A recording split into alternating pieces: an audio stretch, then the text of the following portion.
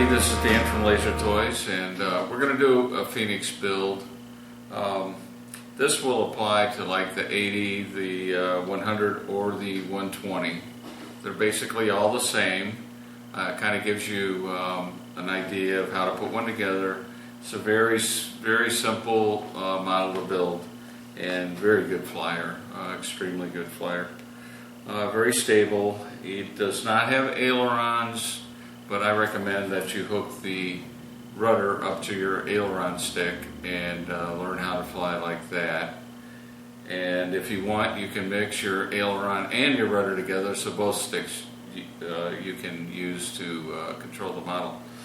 Anyway, we'll get on with the build here. So we're going to start with just a few things that we're going to notice about the kit. It may come with just a little bit of bend in it or something.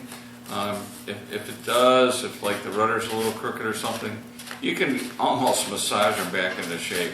Like in the packaging, it'll retain a memory, and then you can kind of push it back into shape. If not, a hair dryer, just warm it up a little bit, you can get it to go. You can always add carbon fiber. I haven't really found the need to do the carbon fiber. On the wing, if you look underneath, there's a spar.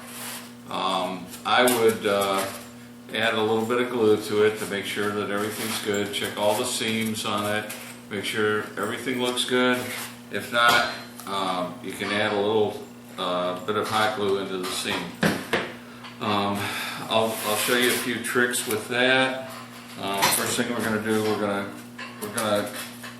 put the cockpit on the front of the plane, and we're going to make sure it's kind of level. So we're going to add some hot glue and then glue the cockpit on. Alright, I like the clear type glue sticks, and also here's a nice little tip. When you're running low, you can put a little drop of hot glue on your glue stick and glue it to the previous glue stick in there, and that way it'll keep feeding very nicely. I start off I use a dual temp hot glue gun. I start off on high just to get it warm, and then I flip it to low, and I use it on low for the whole model. Okay, so we're going to glue the cockpit on, and I'm going to glue the whole thing on here. And I use quite a bit of glue on this.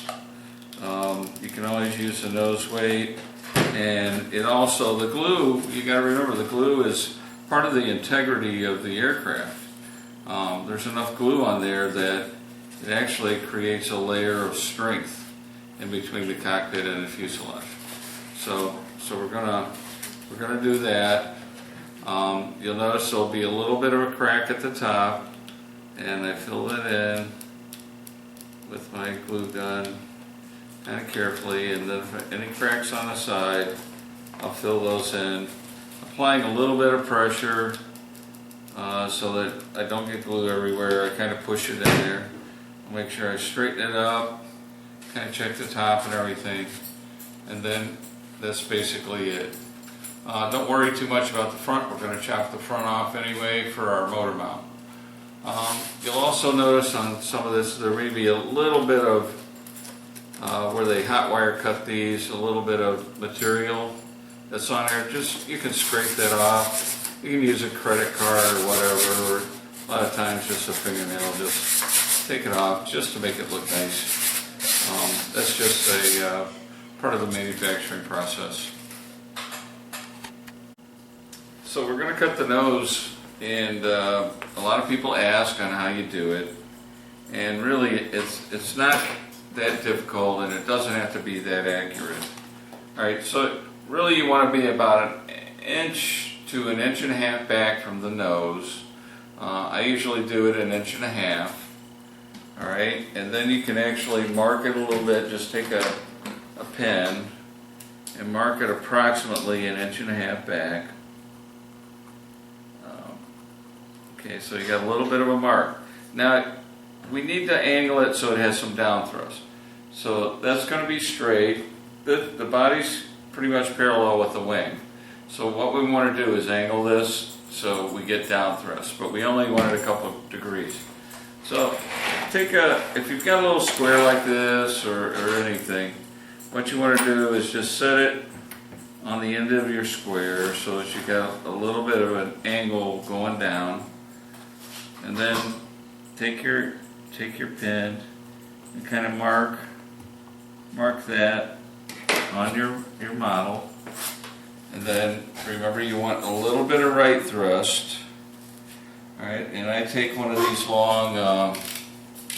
This is a utility knife that you can get for $1 anywhere. Alright, and then line it up in that line that you drew, and then give yourself just a little bit of an angle to the right, and if you do too much you can change it, and that's basically it. So if you look, we got a little bit of down thrust, and we got about 5 degrees right thrust, which is a little high, but you can always trim it so there isn't quite as much. And then you want to take your mount right here, and you're going to glue it right on the face. All right, and if you look, it fits pretty good on that square. So again, just put some hot glue on here all the way around, and then you want to press it on there. And then what I do, I kind of weave a little bit of hot glue on the sides all the way around. It kind of gives it a deeper type of a bond to it, because you're actually bonding to the mount and to a little more of the fuselage. Then go all the way around it, and that's pretty much how you do the mount. A little bit of down thrust and just a little bit of right thrust. So it's going to go to the right and it's going to pull to the down. Pull down when you give it throttle. And all that does, that keeps it from, when you give it full throttle, it keeps it from sailing up on you. That's all it's going to do. And if it sails up on you, you might want to put a little bit more down thrust in it. Okay?